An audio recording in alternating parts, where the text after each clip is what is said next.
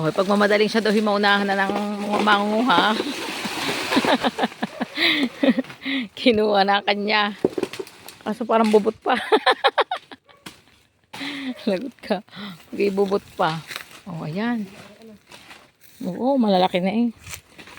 Oo, bakit ka lalaki? Oo. Oh, ayan. Oh, saan pa? Ayun pa, pa yan. Yan, pang ano sa pamplansya.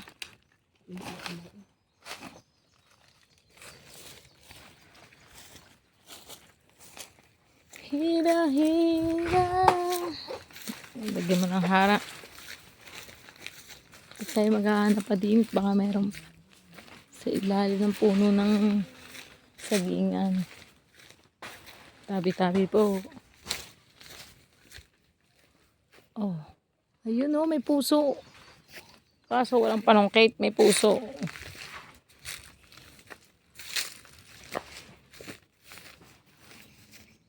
Oh, yan. Saan ba yung taas naman? Ha?